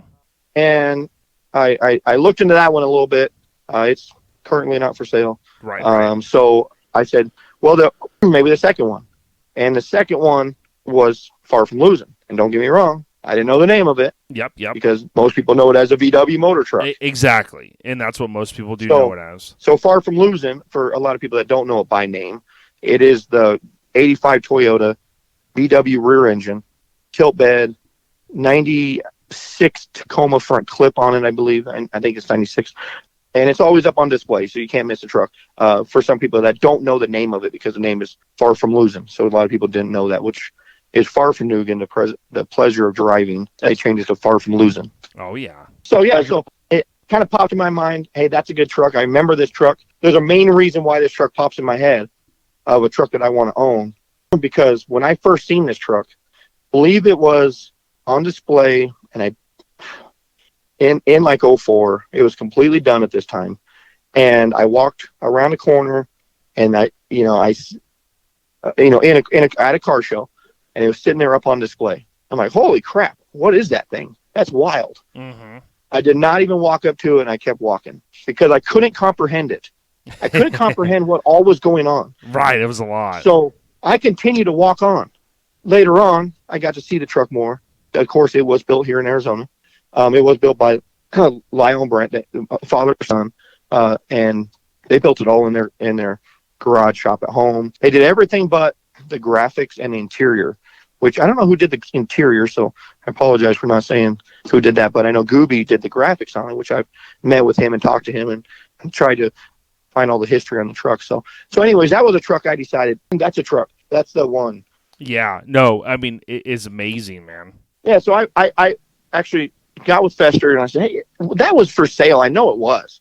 He's like, yeah, I know it was, too. Let's see if we can find the ad and see who owns it, and lottie, and we found it sitting up in Ohio in a garage for the past 12 years. Wow. So luckily, we were able to find the first sale ad. I got a hold of the gentleman that owned it. Timothy Compton was the owner of it at the time. Believed he took it to one show in 12 years. Yeah. And that was, I think, 19 dropped and destroyed. So yeah, and that was at the penitentiary. So it's like, yep. Yeah, it's like, God, this truck needs to be out. This truck needs to be seen. I remember when I first seen it and my reaction, and I think this truck needs to be back out on the scene. And I thought, this has to be the truck. This is the one. So anyways, I talked to him, took a little run up to Ohio, which, me, it doesn't matter anymore because I go all over the world, and was able to bring the truck home. And, excellent. And I remember getting home, and Joey and Tyler and Fester, his wife, they all came up to Prescott, and as I unloaded it, and we got to check it out, and it was just, the truck was just in awe. And the best thing is, a lot of you guys have seen it lately here at some of the local shows. Of course, we went to Slam Fest. That is the first show. I showed it back in. That was like the welcoming back to me show. Mm-hmm. We waited until it was a right show, because that truck deserved a big show to come back. Yeah. It needed to be enough people there to really see what the truck is. Yeah, indoor, full display, all that. Yep. Now, absolutely. Yeah. He was really itching to show this truck. He's like, well, what if I show it here? Oh, No, man. it's Slam Fest. Wait for Slam Fest. Yep. Imagine going to a car show with one of your little, let's just say, run around town mini trucks while that thing is in your garage sitting there. It is Right. not easy. Yeah. It is not easy. But we did it. And Joey yelled at me a couple times, slapped me probably once or twice.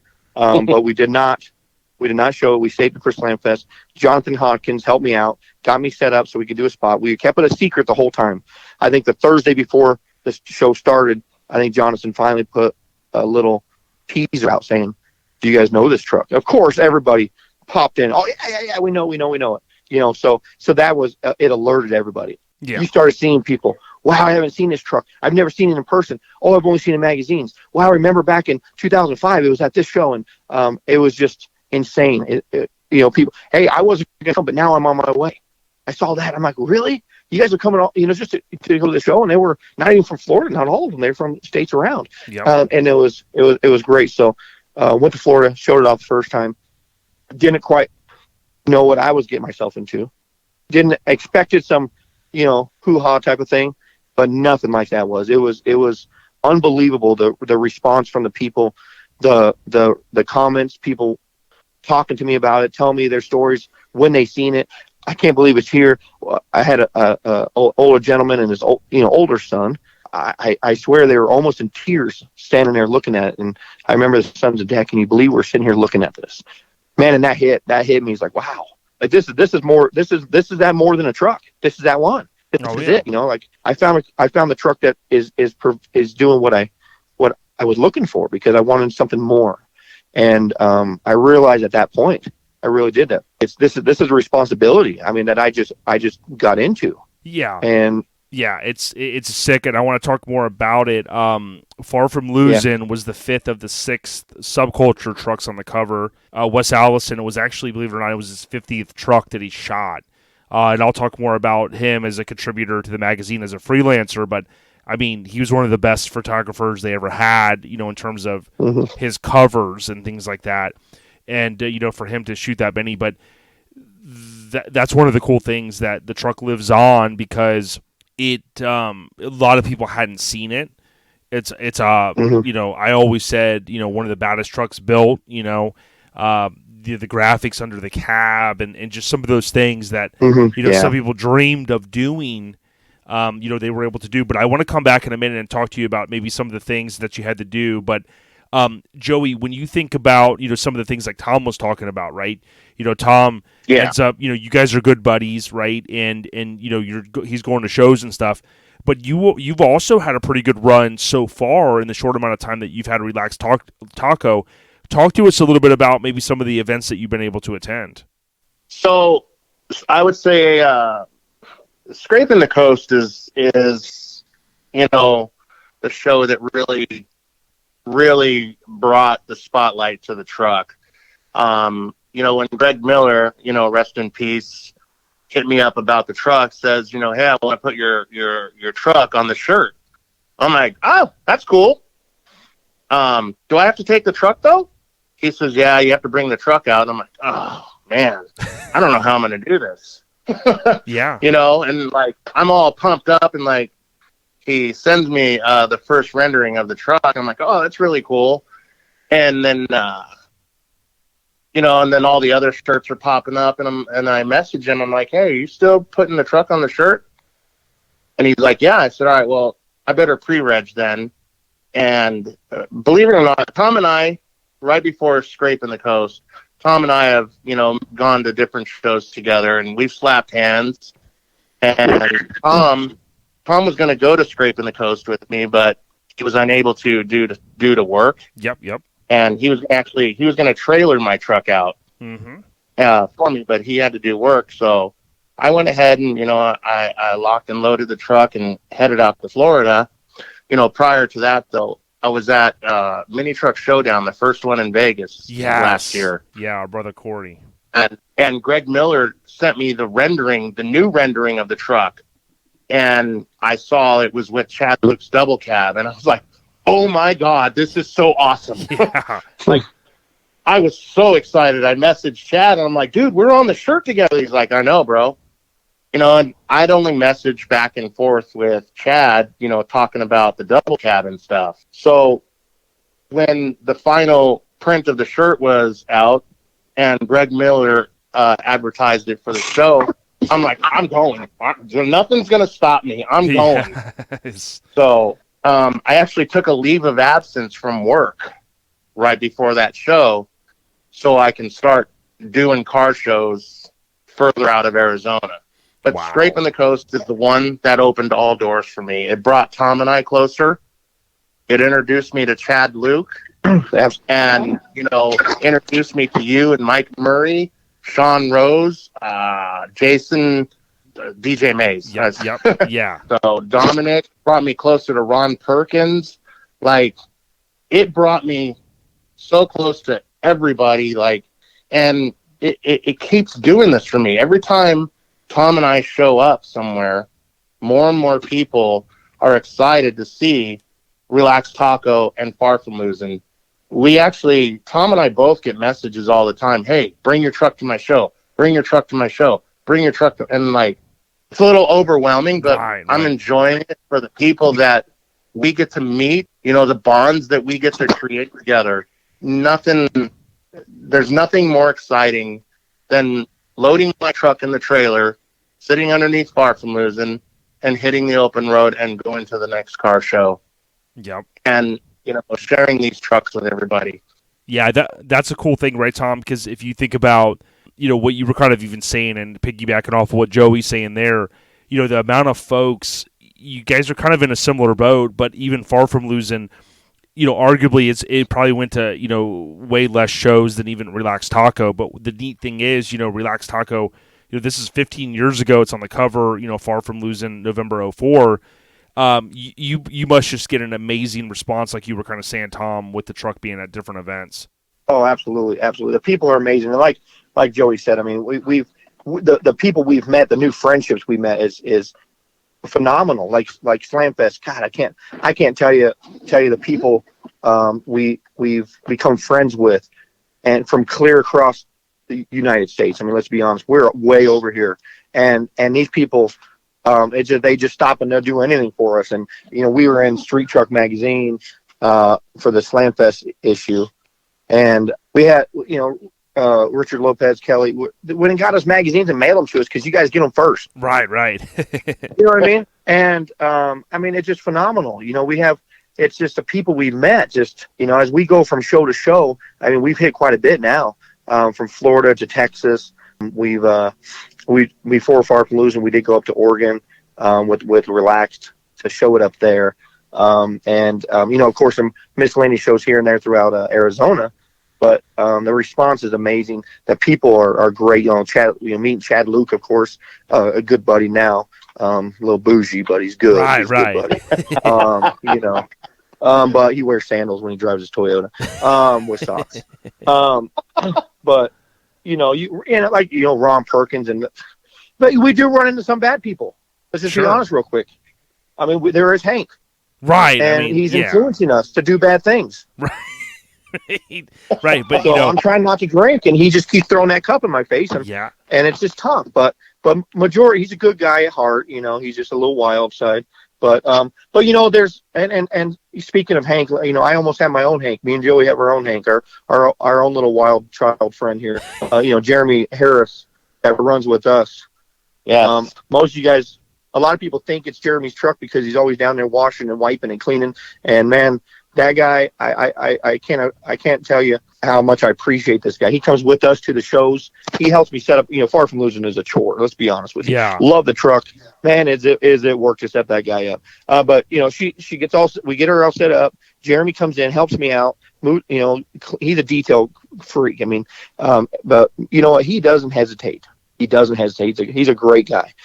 He runs around with his shirt off, doing cartwheels.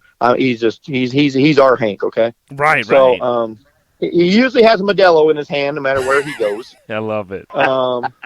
He's underneath, one hand wiping, one hand drinking his Modelo. Yeah. There's no shirt, no shoes. I mean, he's just sometimes cut off Jeremy, jean shorts. Oh, That's absolutely, yeah.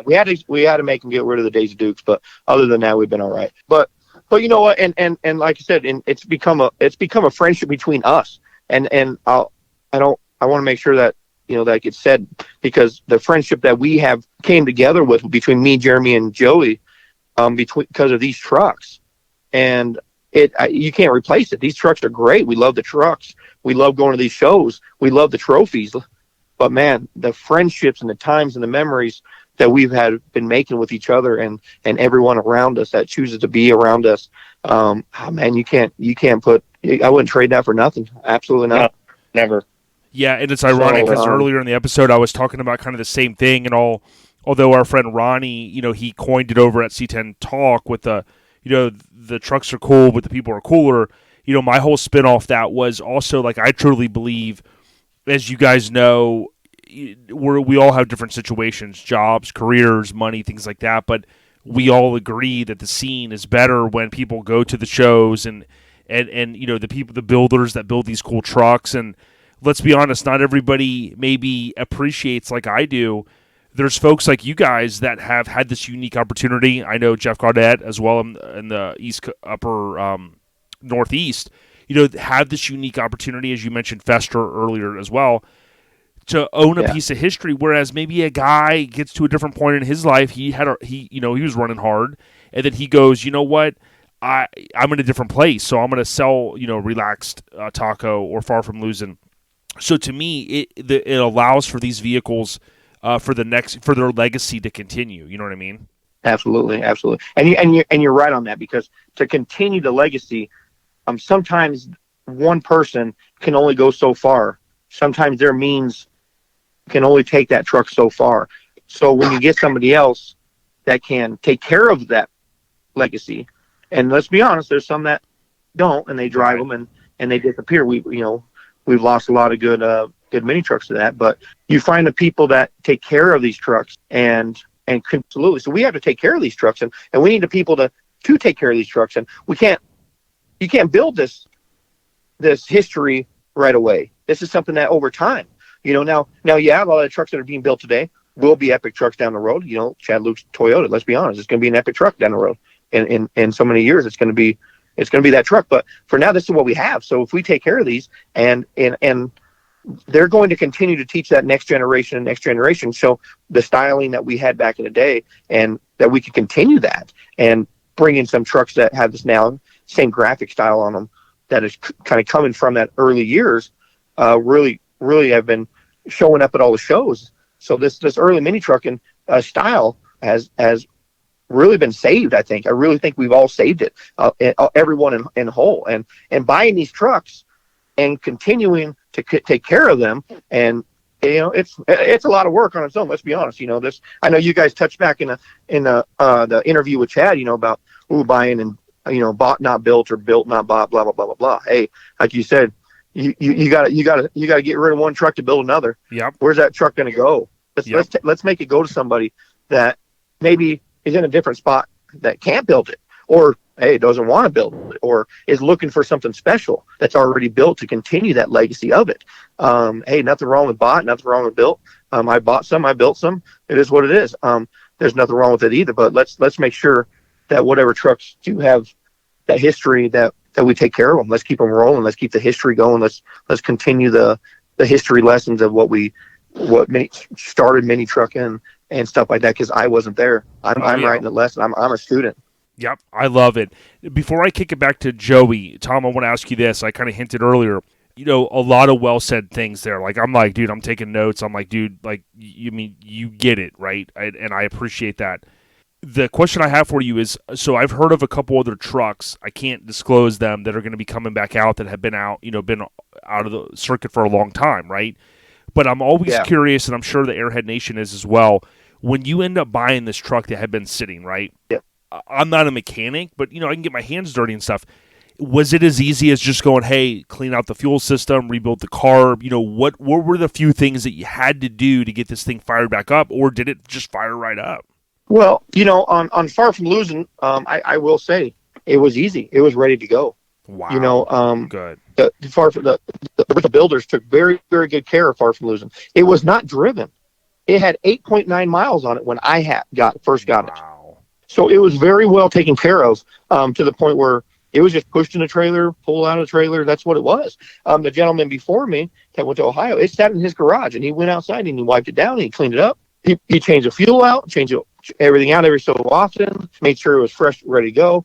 Back in the garage. I got lucky with Far From Losing. It was very well taken care of and preserved to be the truck that it is today. As everyone sees it on display, just as much as, let's just say, LST that we were just at. A lot of that's how I got it. I've done a few little things, but that truck is in phenomenal shape because of how it was taken care of. Unfortunately, not every truck is like that. I've purchased a Shondell build, my black 4-seater Roadster, 92 Toyota extended cab. It's one that I have to go through. It's been past hands and brought back and forth, and so now you have to go through. So with Far From Losing, I was able to really. It was a jewel of a truck. It really was. When you talk about a time capsule, it was a time capsule, and which is funny to say it like that because it was so ahead of its time when it came out in 2004 in full display that it was a time capsule to today. Right. To today, here it is, and with all respect to everybody else, it's 20 years old and is still winning best of show trophies, which is unbelievable that truck being what it is still going strong today and doing what it's been doing its whole life. It just took a break. But no, I got lucky with that one. It's in phenomenal shape. The people before me took very good care of it. Yeah. And I'm doing my best to do the same, man. I tell you, it's not easy. It owns me. I don't own it. I promise. Oh, yeah. And, Joey, I'm coming back to you in a sec, but my statement on, Far From Losing, and I said this a long time, since I first saw it in the magazine, again, a subculture truck back in those days, but it arguably, and listen, we all like different colors, we all like different colored trucks, all this, but I've always said arguably it is one of the baddest built trucks, not only for the craftsmanship. I think it's one, off the top of my head, it's one of two cover trucks that has a rear engine in it. So that's a huge, amazing mod. The engine bay is insane. The graphics under the cab, the tube frame, however you want to say it, the tilt bed underneath the bed. It's such a clean truck. But also some people, a lot of people are always like, oh, where's your truck? Where's your truck? And some of these trucks, like I'm pretty obsessive too over things. And I kind of go, I'm the type of guy that likes to have a pair of shoes to say, hey, they've been sitting in the box 20 years. Well, hopefully they haven't disintegrated because we've seen what, that happens. But in all seriousness, like, I wanted to be able to have a truck to say, hey, like 10 years later, 20 years later, be able to come out and people go, wow, it still looks really good. And that's what this truck is. So, like, I encourage people, although, we always say, hey, go to shows and stuff, this is a perfect example of one that, hey, maybe not everyone saw it back then. We saw it in the magazine, but now it's living on. The legacy's living on. So, I just look at it and say the time capsule piece does work out to the benefit in some cases like this one. There's going to be another one coming, and I can't wait till everyone sees it. It's not my truck, but it's going to be pretty cool. But, there's a few coming out. I've heard some rumors myself, so it'd be cool to see what comes out so we can keep it going. Oh, yeah. Now, Joey, talking about, the run that you've been on, right? And, the success that you've had, and, rest in peace, like you said, Greg, I know Greg was so excited to see the truck there. He told me about it. And, what does your future hold, right? Because, you got a job that's flexible. I know you've established you love going to shows. Do you kind of expand out, hit a few more shows, and just continue to enjoy the truck with your son? I will continue to enjoy the truck for as long as I can. The truck, there's no immediate plans for this truck to change hands. Yep. I've had offers and I've turned them down. I do not want this truck to leave my hands. As I was telling you earlier, I think this truck was put in my hands for a reason. The truck is previously a relaxed atmosphere truck. That's how the name was dubbed, Relaxed Taco. And I'm currently petitioning Relaxed Atmosphere because I want the truck to stay in its roots. Mm-hmm. I want it to. I want to put the original back window back in that still has the Relaxed Atmosphere logo. Oh wow! So I'm earning my way up to hopefully one day be able to put the original back window back in this truck And, when I bought the truck, I couldn't take the license plate off. Oh, right, because it has that inner tub deal. Right. And there was no way to take the license plate off. So I got a hold of Jason's dad and asked him to sign the plate over to me. And I still have that's the original plate it was registered with in 99 when the truck was bought brand new. And everything was original on the truck when I got it. You talk about low mileage trucks. This truck had 8,300 miles on it when I bought it. A 99 Tacoma with 8,300 miles. Insane. Find another one. Yeah. Colorado Custom. And I remember it still has a Colorado Custom steering wheel on it. Well, I actually put that one on. It had a bad steering wheel on there. That I didn't feel like it. It didn't flow with the truck. Yep. And I wanted to, make my own little touches. I put a bad Inferno wheel on it, and it has the flame style, but it still wasn't enough for me. And then I got my hands on the Colorado Customs, and it suited this truck perfectly. Yep, it looks good. And you told me that's the steering wheel. Yeah, and you told me at LST when we were walking around, there's a couple little interior things, like little things you're kind of doing to kind of bring it back, but nothing, too extraordinary, right? I mean, you're trying to keep the roots of it. Right. So, like, it had a glass shifter handle in it, and it was really hard to shift the truck with that. It kept getting hung up on the center console. I still have the glass, but I put a stock shifter back in it because my son bought me a skull knob that would go on the truck, and I have a tight bond with my son, so I wanted that shift knob in that truck as a momentum from my son, because he loves this truck as much as I do. I still haven't let him drive it though. He gets mad at me because I won't let him drive it. Got it. Yep. It still has the blown glass through the center console. I do have to get one of those repaired because 20 years, man, nothing lasts forever. Yep. That's for sure. I found another guy that was able to make another ball, and I'm going to replace the broken one. But, and then all the stuff that I've done under the hood, I'm trying to make the truck mine without changing the overall appearance of the truck. Yep. And there was, like I said, there was some damage to the truck already previously to me and rock chips.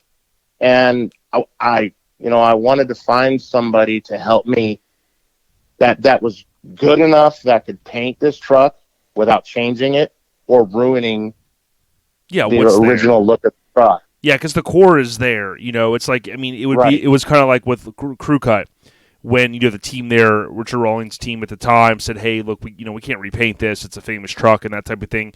Maybe some touch up here and there, but also, arguably, some would say, hey, it has character. It has that little bit.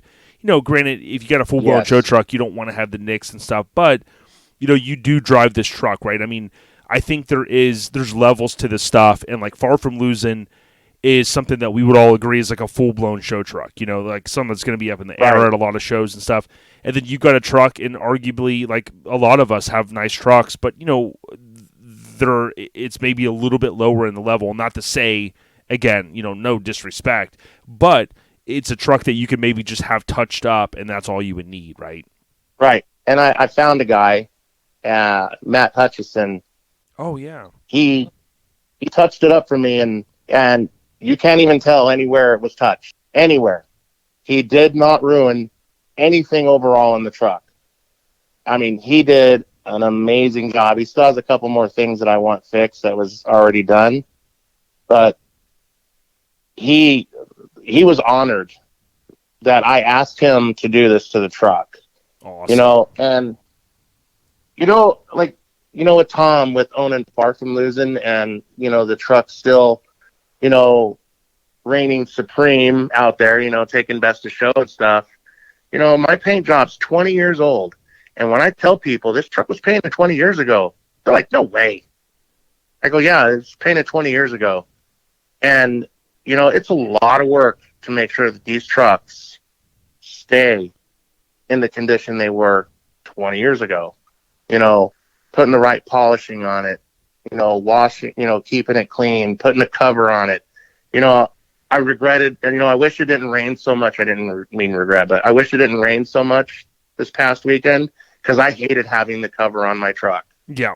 You know what I mean? It's sitting next to your booth and all covered up like, hey, what's that? Oh, it's a surprise. You just wait. Well, that's why I tell people it's an invisible truck, so you don't have to register your truck to go to a show, and you save money, right? I mean, like Wonder Woman style. Yeah. You know what I mean? The invisible vehicle. But Ooh, let me get on that. Oh, I need to try that one. yeah, it's been a pleasure talking with you guys. Tom, I want to throw it back to you. We've had some great conversations over the course of time. Me as a mini trucker, I appreciate your friendship and seeing you, and you always show love, and you've got this great run, you got a good business, and you're doing your own thing. But maybe any last words or anything that we maybe didn't touch upon that you wanted to share. Yeah, just I just go back to the point of just what we're doing and what these trucks bring to us, and the joy and the happiness and the people we get to meet, the friends we have. I mean, that's really what it comes down to.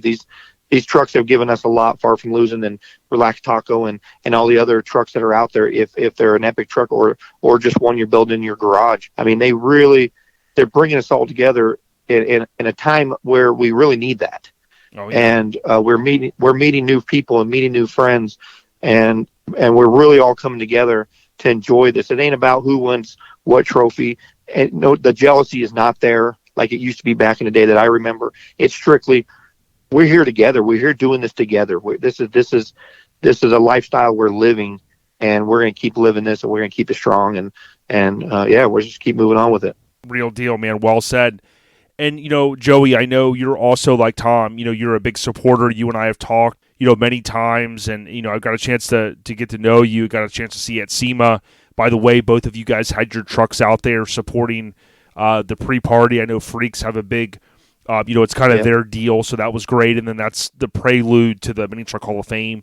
So thank you guys for both coming out there. But, you also, Joey, you had Georgia sit in your truck now. Now, I mean, I think the value, I think the value has increased, right? I mean, and I saw the smile, the grin ear to ear that you had, but, she's doing a great thing in her scene, right? She's out there hustling, but, man, is there anything else maybe that we didn't hit on that you wanted to share since, you've been such a great listener and great supporter like Tom has? Well,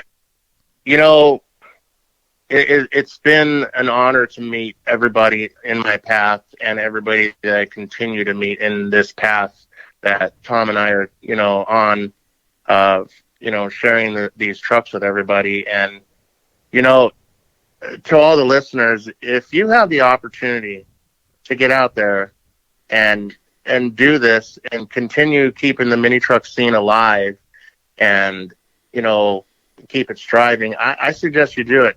Find a way to do it. Your job will always be there if they want you. You can always make more money. It's not what it's about. It's about that bond you make with your friends that you're doing this with, the friends that you're making along the way. Just do it. Yep. Just do it. Yeah, I mean, you're not. Let's be honest. You're not being paid by Nike, right? You know what I'm saying? Like I know you're like Michael Jordan, right? I mean, I've seen you dunk, bro. But he's the best, the greatest of all time, Michael Jordan. I saw him. The true GOAT. Here's the true GOAT. I heard this on the radio yesterday, literally the 28th.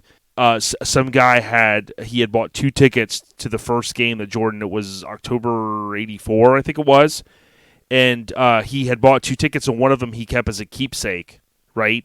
The other one, back in the day when they ripped your tickets, we all remember that. So long story short, it was the last week or so, the other tickets sold for like $480,000, dude. It was like, oh my gosh. And I'm thinking to myself, dude, man, imagine if we had, it's just crazy. But listen, the one thing I wanted to mention, and you did a post the other day when we did a cheers at Lone Star Throwdown, one of our favorite shows. Eric Coleman, I never knew him. He was a key person in our scene. Eric with the K, Coleman, R.I.P. Eric Coleman. You can see some of these photos that we've curated, but he of course had the color shop, color with a K, shop with 2 P's, and that's obviously painted on that truck. But unfortunately he passed Sunday, June 14th, 2015. And ironically, it was June, and that's when this truck was also on the cover of 07, so, 8 years after that. But, everybody that knew him said he was a hardworking dude. He was super passionate. And the other thing that I thought was ironic was Sean Dell was there at the show, got a chance to meet him. And Sean came up with his son. And, just great people. And Sean, arguably built one of the baddest mini trucks of all time, and it's still around, and there's more to come on that.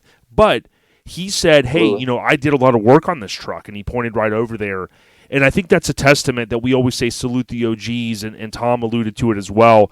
There's a lot of folks in the early days that have built some of the most iconic trucks, and that have done these things. But both of you have reinforced the legacy of these trucks live on. And that also, to me, ties into Eric Coleman. His legacy lives on by someone having a truck like this that curates it, takes it to shows, and things such as that. So, tip of the cap to both of you. It's a lot of time. It's a lot of money, let's be honest.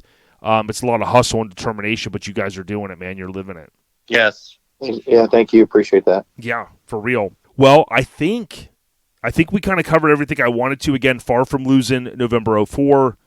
Relax Taco, June 07. And some great guys here. Go out there and follow them.